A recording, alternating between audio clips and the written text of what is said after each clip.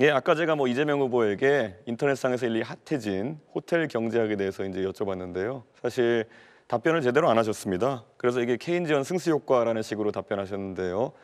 그렇게 한다 하더라도 모델이 맞지 않는다라는 점 말씀드리고요. 이게 사실 현대통화 이론이라고 하는 그것에 가깝게 이제 구현되어 있는데요. 이것이 나중에 실제 구현된 사례가 짐바브웨나 아니면 베네수엘라인데 그 나라들이 어떤 하이퍼 인플레이션이라든지 그런 복지 과잉 때문에 경제적으로 곤란을 겪었는지는 우리 국민들이 아실 것이다 이렇게 생각합니다.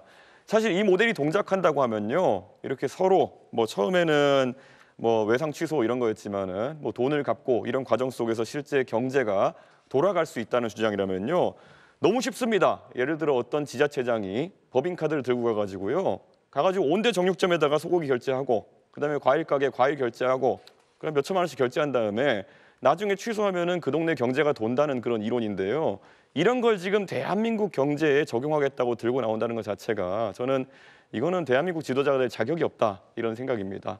여기 두 분의 경기도지사가 계시지만요. 경기도지사라는 자리는 사실 대한민국의 지자체 중에서도 성장세가 높고 그리고 어느 곳보다도 재정 상황이 좋은 곳들입니다. 그렇기 때문에 여러 가지 복지나 이런 거 하는 과정에서 어느 정도 성과가 있었을지 모르겠지만은 이런 식으로 경제 이론을 호도하면 안 된다 이렇게 생각하는데 김문수 의원님 10초 드리면 어떻게 생각하십니까? 네. 그래서 그런 부분에서는 정말 참 우리가 여러 가지로 더 좋은 일자리 더 많이 만들어내고 경제를 살리기 위해서 경기도뿐만 아니라 전국이 열심히 뛰어서 기업을 하기 좋은 데를 만들고 또 노사관계가 평화롭게 되고 이렇게 해야지만 앞으로 경제가 성장할 수 있다고 봅니다. 그런데 제가 봤을 때는 아까 말씀드렸던 것처럼 돈을 돌린다. 경기도지사를 하셨기 때문에 알겠지만은 성장하지 않고 이런 식으로 지역 화폐를 돌린다 이런 식으로 해가지고 사람들의 소득이 높아지고 이런 게 가능한지 행정을 해보셨으니까 궁금하거든요. 그거는 이미 학계에서도 다 그거는 불가능하다. 그거는 그냥 안 된다는 게 다 나와 있고요. 실제로 지금 경기도에서도 할 수 있는 것이 기업을 유치하거나 또는 불가피하게 어려운 분들에 대해서는 무한 돌봄, 복지를 해줘야 됩니다만 가만히 있는 사람한테 괜히 그냥 돈을 나눠준다든지 이런 발상 자체가 잘못됐습니다. 그건 굉장히 도덕적 해이와 우리 경제를 망치고 정신을 망치는 일이라고 생각합니다. 알겠습니다. 네, 권영국 후보. 네, 그 민생 경제와 관련해서 가장 어려운 부분 한번 말씀을 한번 드려보겠습니다.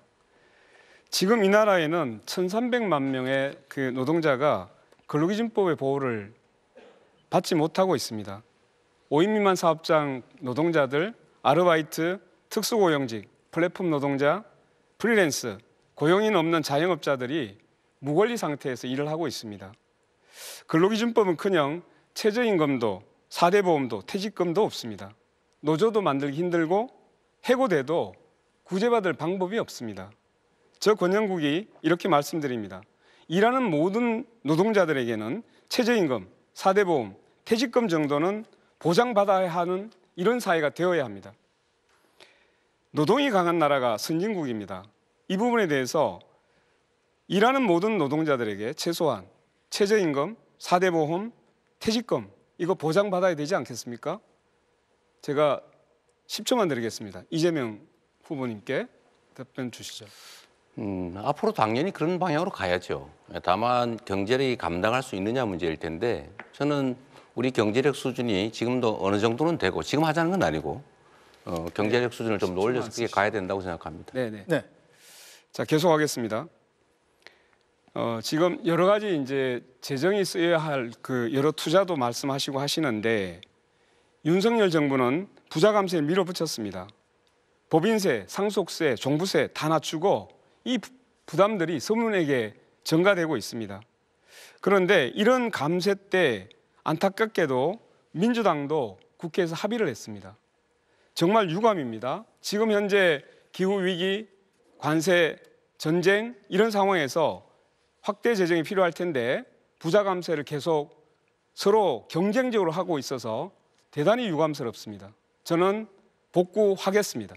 네, 권영국 후보도 총량 시간을 모두 사용하셨습니다. 이준석 후보만 45초 남아 있습니다. 예, 최근에 양당에서 4.5일제, 주 4.5일제 하겠다는 이야기를 하고 민주당 같은 경우에 4일제까지 가겠다 이런 말씀을 하고 계시는데요. 저는 궁금한 것이 임금의 감소가 없는 주 4.5일제를 어떻게 하겠다는 것인지, 말 그대로 기업에게 온팡지게 다 넘기겠다는 건 아닌지 이재명 후보 입장이 궁금합니다. 10초 드리겠습니다.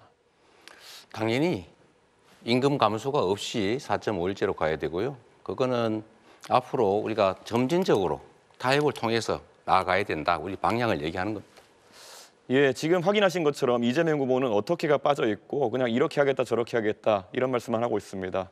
원래 사람들이 어려울 때 옆에 사이비 종교가 다가오는 것처럼 가장 위험한 형태의 사람이다 말씀드리겠습니다.